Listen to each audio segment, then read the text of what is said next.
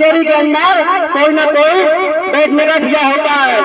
जब बाबा साहब रेस्टोरेंट गए, लंदन से बाहर आते हैं और वो मुंबई के अंदर कचहरी के अंदर अपना ठिया ढूंढने लगते हैं। और जब बाबा साहब कचहरी के अंदर जाते हैं तो वहां के वकील जो उच्च कास्ट के वकील थे, बाबा साहब के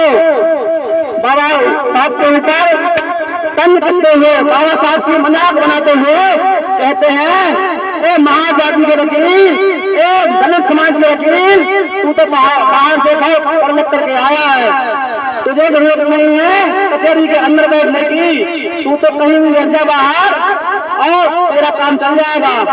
तो बाबा साहब, हमारे ड्राइवर, हमारे मसीहा बाबा साहब उन वकीलों की बात को बुरा नहीं मानते और बाबा साहब जाकर के मुंबई की कचहरी के अंदर दोस्तानी बनती है तो वहां जाते हैं और बाहर एक चौराहे पर दोस्ता करके वहां बैठ जाते हैं।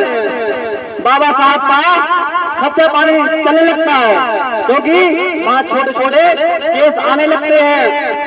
और एक बार मुंबई के अंदर क्या होता है, एक सेठ और सेठानी के बच्चे को फांसी की सजा दी जाती है। जब सेठ और सेठानी के बच्चे को फांसी की सजा दी जाती है तो बस सेठ और सेठानी मुंबई के नामी से नामी वकीलों के पास जाते हैं और उनसे कहते हैं, जो चाहो धन दौलत जितना भी चाहो तुम ले लो, लेकिन मेरे बच्चे की जान बचा लो।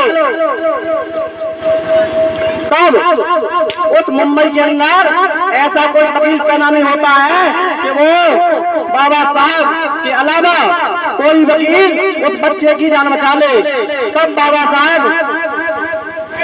बस सेठों से डाली उसी कचहरी के अंदर, जिस कचहरी के अंदर बाबा साहब बैठे हुए थे, और उसी कचहरी के अंदर बस सेठों से डाली पहुंच जाते हैं। साथियों, जब बस सेठों से डाली पहुंच जाते हैं तो वही वकील जिन्होंने बाबा साहब के ऊपर तंज कसा, जिसने बाबा साहब को मजाक बनाया था, वही वकील उन सेठों से डाली से एक बार बाबा साहब के ऊपर फिर तंज कसते हैं और बाबा साहब से तंज कसते हुए सेठों सेठानी से कहते हैं, हे सेठों सेठानी, एक कचहरी के बाहर बैठा है, वो महाजाति का वकील है, वो विदेश से पढ़ लिख के आया है, तुम उसके पास जाओ, वो तुम्हारे बच्चे की जान चलेगा।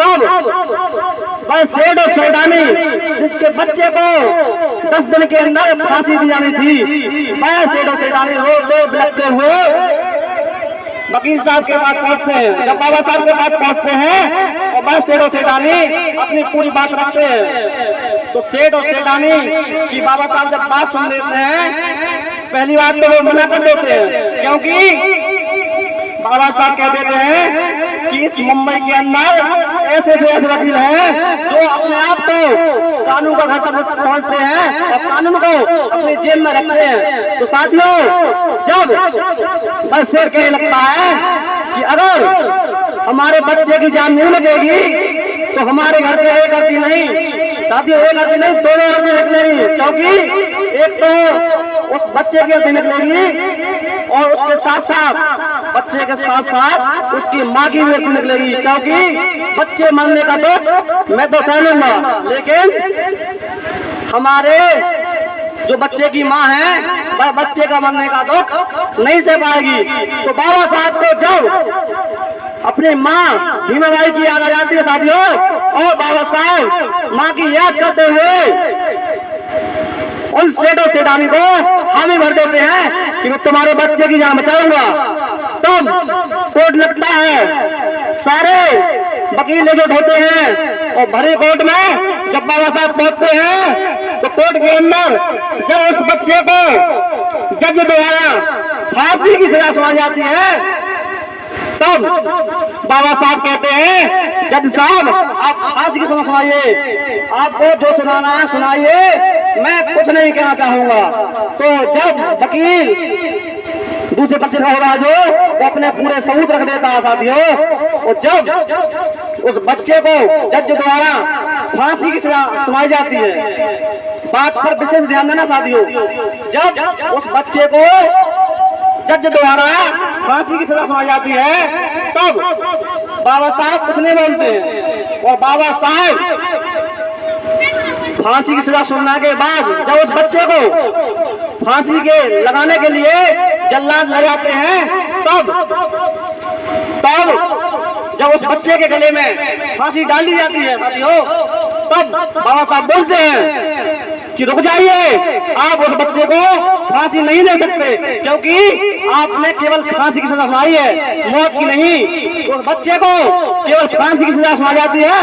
उस समय से आज कोर्ट के अंदर फांसी या मौत दोनों की बात कही जाती है। एक जो बात कही जाती है ये बाबा साहब की देन है। इससे पहले केवल कोर्ट के अंदर फांसी की सजा सुनाई जाती थी। साथियों ऐसे ही नहीं बाबा साहब सिंपल ऑफ नॉलेज से आता है। साथियों बाबा साहब 9 भाषा और 32 डिग्री करी हुए हैं। इस भारत के अंदर अभी तक इतना पढ़ा लिखा व्यक्ति कोई पैदा नहीं हुआ है। और बाबा साहब को हल्के मत मानना साथियों, बाबा साहब वो हस्ती है जो भारत देश में ही विदेशों में जुलूस करते हैं। आज के दिन विदेशों में कई देशों में बाबा साहब की जयंती मनाई होगी। साथियों तो हम लोग ऐसे महापुरुषों के वंशज हैं, हमें इस भारत देश में रहने के लिए कोई डर भय नहीं है। उनकी जयंती मनाने के लिए कोई डर भय नहीं है क्योंकि कुछ लोग कहते हैं कि बाबा साहब की जयंती मनाने के लिए परमिशन चाहिए। तो परमिशन किस बात की? जिस व्यक्ति के लिखे संविधान से पूरा देश चलता है उस व्यक्ति की जयंती मनाने के लिए परमिशन किस बात की? तो हम लोगों को बाबा साहब की जयंती मनाने के लिए कोई परमिशन नहीं चाहिए। और आंगनबाड़ी को कभी भी कोई भी कार्यक्रम करें बाबा साहब के ऊपर हम लोगों को कोई परमिशन लेने की सलाह नहीं दे क्योंकि जिस व्यक्ति के भारतीय संविधान से पूरा देश चलता हो और विदेशों में जिसकी पूजा होती हो वो क्या